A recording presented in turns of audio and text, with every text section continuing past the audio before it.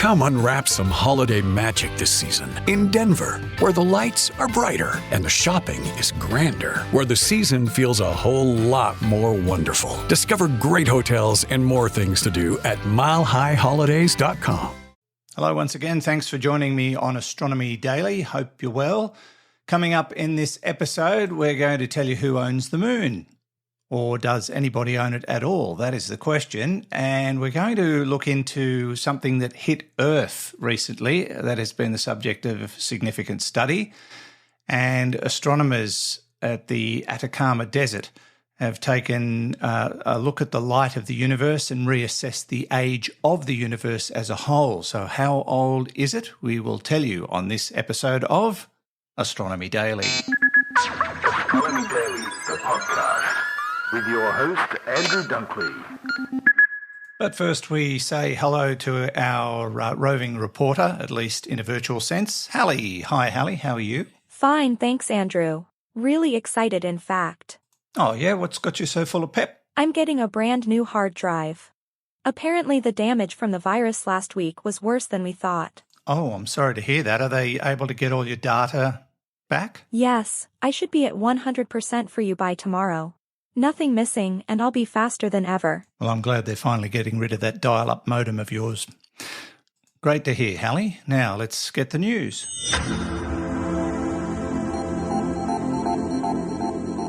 A huge lump of space rock has just passed Earth in what promises to be the brightest viewable comet of the year. Comet Leonard is a must for all stargazers, and for some it will be visible to the naked eye. To make it even more of a must, this really is a once-in-a-lifetime event, as it's not due to pass Earth again for another 80,000 years. There's even a chance that those who catch sight of it this weekend will see it in its final days, because there is a possibility it could break up in January as it passes the Sun. This is all the more of a big deal when you learn it has been on its journey for 35,000 years. Even though it's already past its closest point to Earth, the best opportunities to see it will still remain for people around the world, including North America on December 14th. Some stargazers will be lucky enough to spot Leonard without binoculars. The Parker Solar Probe has made its 14th close flyby of the Sun as part of its ongoing quest to unlock the mysteries of our star. The NASA spacecraft passed the Sun's surface, also known as the photosphere, at a distance of around 5.3 million miles, 8.5 million kilometers, on Sunday, exposing itself to intense radiation and extreme heat to collect data regarding the star's outer atmosphere, the corona. The spacecraft traveled at an incredible speed of around 364,639 miles per hour, 586,829 kilometers per hour. Amazingly, this speed, which is 200 times faster than a bullet fired by a rifle, isn't the record velocity for the craft. On November 21, 2021, the Parker Solar Probe achieved a slightly higher speed of 364,621 miles per hour, 586,000 kilometers per hour during its 10th solar flyby, becoming the fastest spacecraft ever built, although it will break that record later in its mission.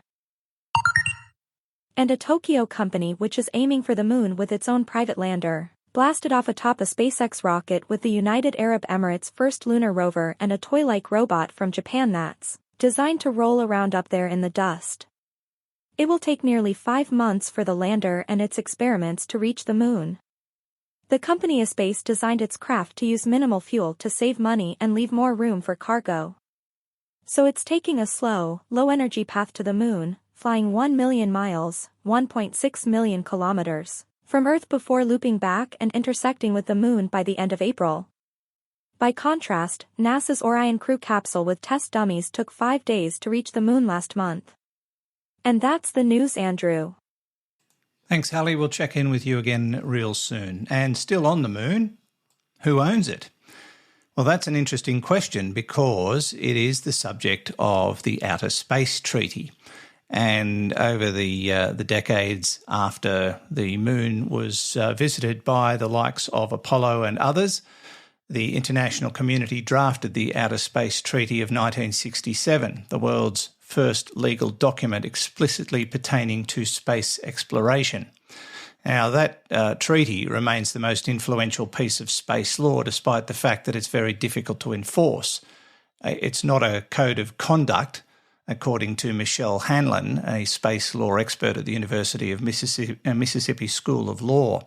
She says it's basically just guidelines and principles. But despite the lack of enforceability, the OST is clear about countries making land grabs in space. Article 2 of the treaty explicitly rules out the possibility of a country claiming ownership of parts of space or any celestial bodies. But when it comes to building structures like bases and habitats on lunar soil, that's a different story. You could say it's a grey area. The Universal Declaration of Human Rights, which holds sway in space under Article 3 of the OST, states that individuals have a fundamental right to own property. This means that hypothetically any person could build a house on the moon and claim it as their own, and several people have actually claimed ownership of portions of the moon. However, Article 12 includes a provision that could actually put that particular claim to bed. It states that an installation on another celestial body must be usable by all parties. In other words, it would have to function as public space. The Moon Treaty of 1979 would have helped reconcile Article 2 with Article 12 by stipulating that any commercial or individual party acting in space be considered part of the nation of origin rather than an independent entity. But the United States, China and Russia have so far failed to ratify the agreement, and so it's largely considered impotent. So the day will come where somebody may well claim ownership, and it's a work in progress. But technically speaking, nobody can own the moon.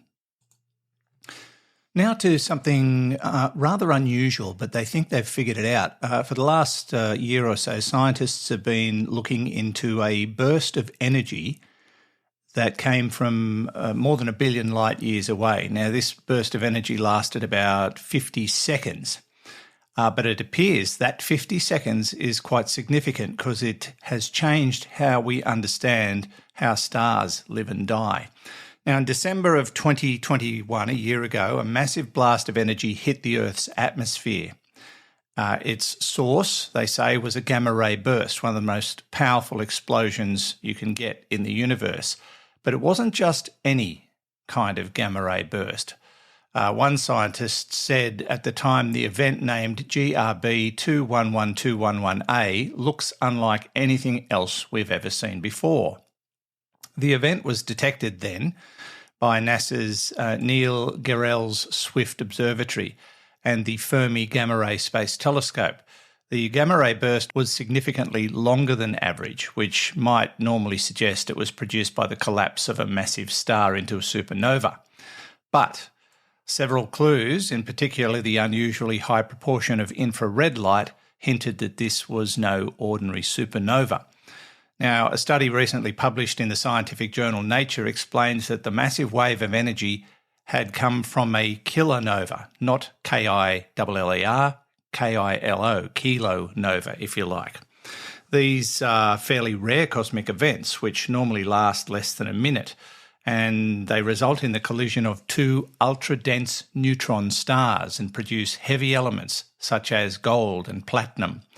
According to Dr. Matt Nicol, an associate professor at the University of Brigham, we found that this one event produced about 1,000 times the mass of the Earth in very heavy elements, and it supports the idea that these kilonovae are the main factories of gold in the universe.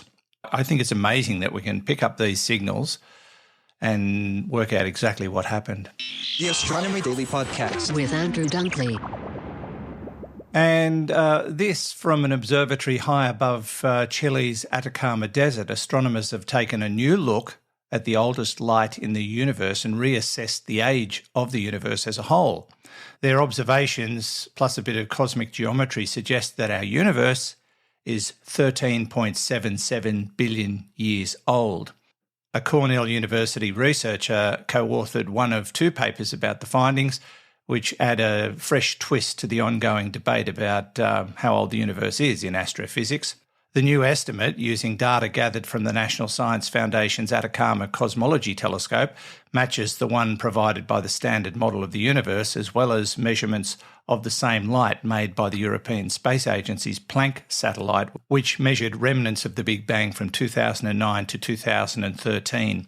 And the research was published in the Journal of Cosmology and Astroparticle Physics. Now, there is a caveat. 13.77 million years old, give or take 40 million years.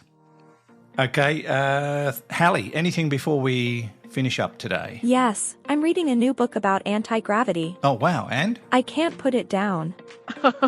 Oh, dear. Bye, Hallie. Bye. Until next time, this is Andrew Dunkley for Astronomy Daily. Astronomy Daily, the podcast, with your host, Andrew Dunkley.